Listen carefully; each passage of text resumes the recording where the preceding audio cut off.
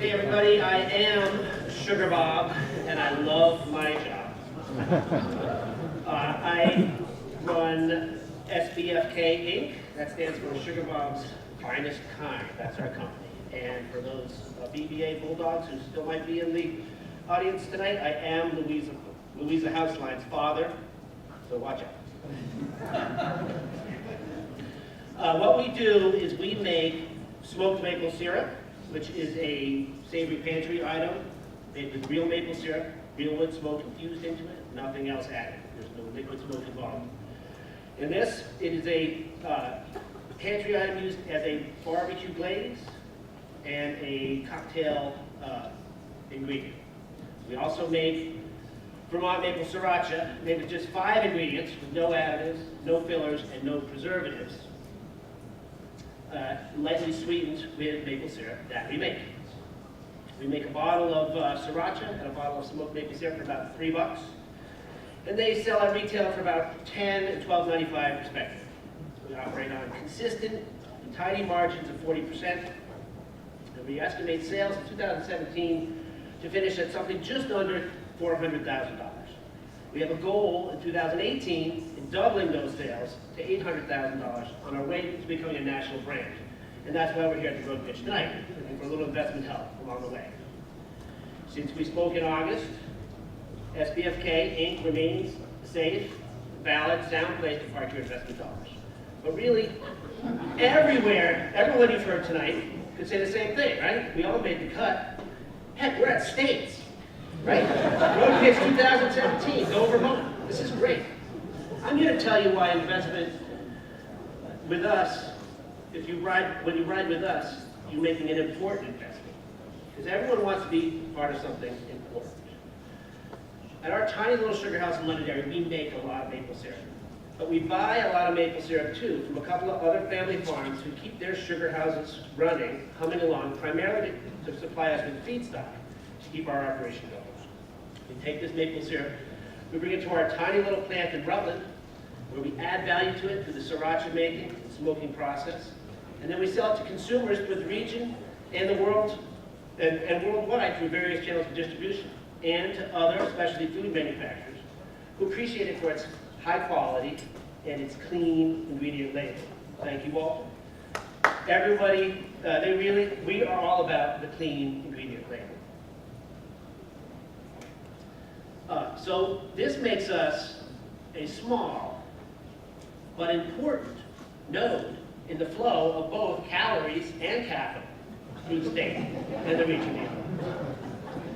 When we outgrew our sugar house in Londonderry in Windham County and outgrew our home kitchen, we landed in Rutland, Vermont. We had an inkling we were going to be part of something special at the time, but we didn't realize how special it was until we landed at the Vermont Farmers Food Center, a burgeoning food hub on 3 acres of post-industrial land in the heart of downtown Rutland.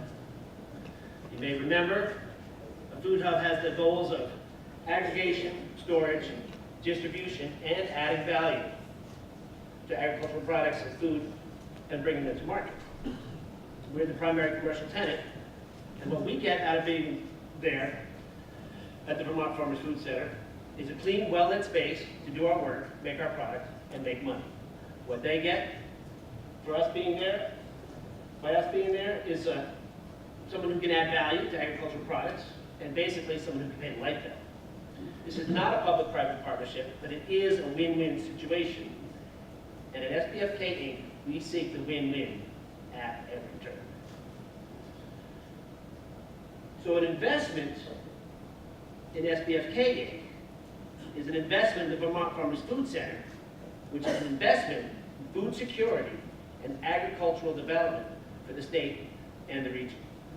And that's important. There are many projects worthy of funding at the Vermont Farmers Food Center. But I'm here today to put before you my wildly audacious investment proposal, my WIAT, if you will. I want to build an urban community sugar house in the heart of downtown Rutland at the Vermont Farmers Food Center with a threefold mission. 1, education, specifically the K-12 classroom space. When you go on your back door, into the woods or into the neighborhood, and you forage for this wild food, sap, and you transform it through an agricultural process into a consumable commodity, in this case, a delicious consumable commodity, you're participating in one of the essential New England experiences, and maybe the quintessential Vermont agricultural experience. And we want every man, woman, and child in the state to have access to that magic. Secondly, the urban community sugar house would serve as a technical training center for maple industry workers of today and tomorrow. And lastly, obviously, it's a place to transform sap into finished maple products. Not just maple syrup and sugar, but the emerging categories of maple waters, sodas, and drinks, and our own savory, value-added maple space. What's in it for SBFK? A source of maple syrup, a trained workforce, and an educated consumer population. There's a lot of grant money out there waiting to help make this happen. There's educational grant money and agricultural grant money. All we need is the match. The literal match of your investment dollars and the figurative match to light the evaporator, to generate the steam, to turn the engines and spin the turbines of prosperity and economic development, again, in the region and the state beyond. I'm Sugar Bob. I love to talk. I'm probably running out of time. I'm here to answer your questions. And again, I love my job.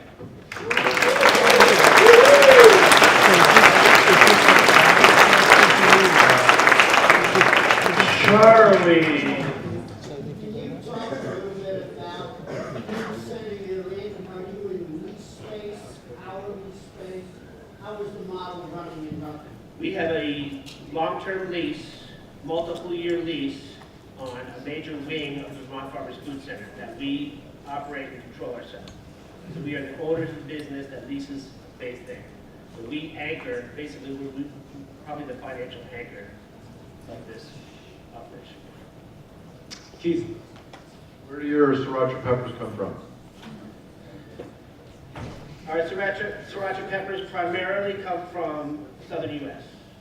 We are buying local peppers, in-state grown peppers, as they become vegetables. Very good.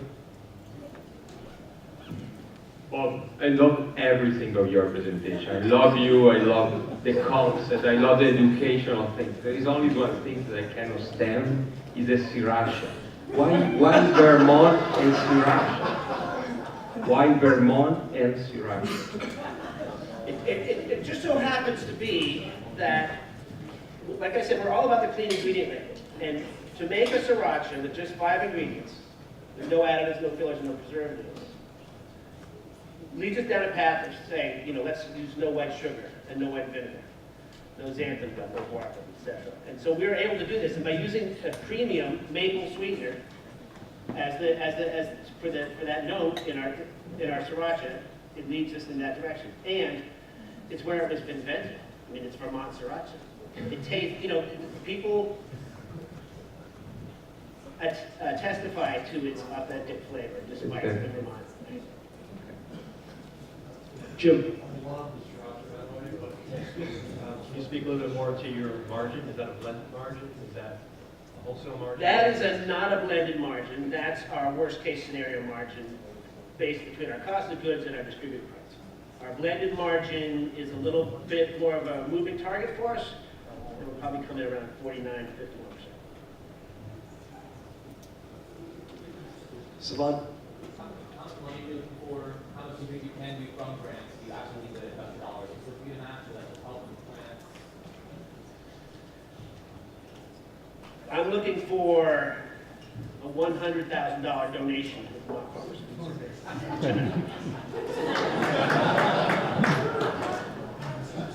It's a wildly audacious investment proposal as part of a pitch competition. But,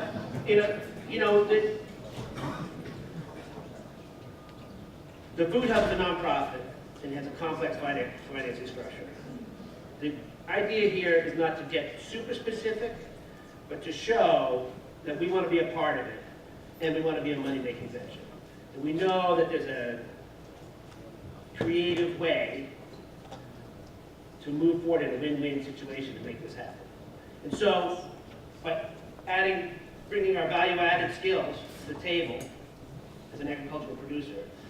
We think there's a $250,000 grant out there waiting to get this sugar house started in a USDA matching value-added grant. And so we would like to be at that, as big a part of that as we can, and probably won't be able to do it on our own. And so we would be willing to separately have investors in our company be part of that story.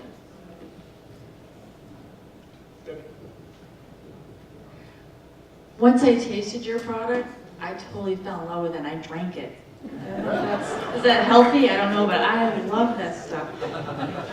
So, but I think it's important that people taste it, right? Yeah. So you do a lot of test tasting or tasting at farmers markets, etc. I assume so. Because I was looking around for your stuff. I was in Colorado and such, and they didn't have anything smoked or nothing. So do you think about teaming up with, and we may have talked about this last time you were pitching, but I was thinking about Man Crates. Have you guys heard of Man Crates? It's an online thing, and it has really cool stuff in there for man, and they got to break open with a sledgehammer. So this would, be great to try to team up with these big companies. Except once they taste it, they're gonna be addicted, I think, because I love this stuff.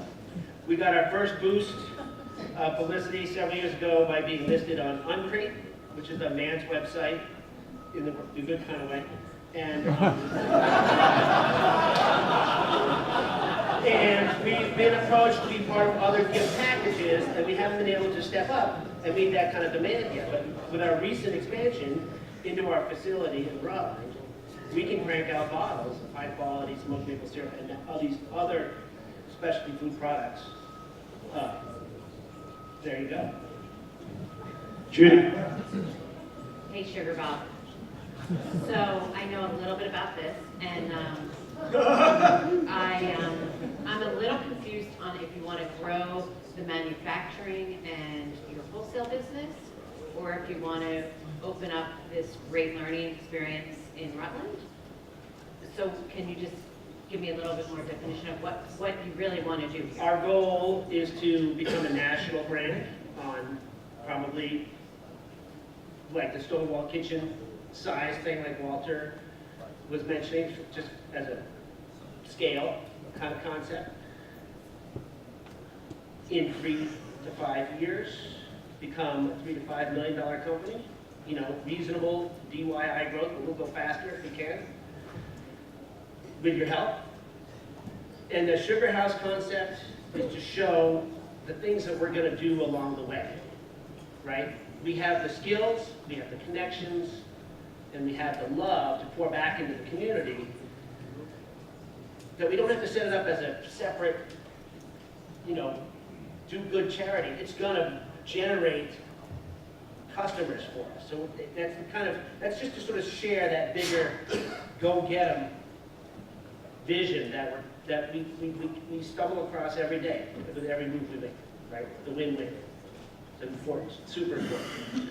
How to quantify that is sometimes escapes me, but that's really. Jim, you had a question?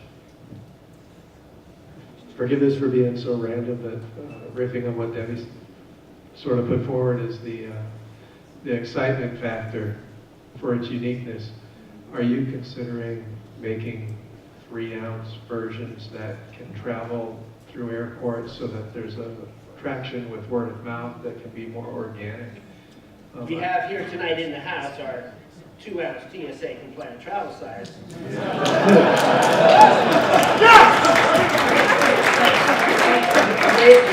Labeled as such, ready for making 2 cocktails or 1 steak. On the way out. Or if you're Debbie, you just guzzle. You'll see it. Just go look for the other product that we're launching this week tonight in front of these people is our compost pile bear repellent as well, which you'll see over there, made with the chaff from our sriracha manufacturing process. Other questions? Linda says we're out of time.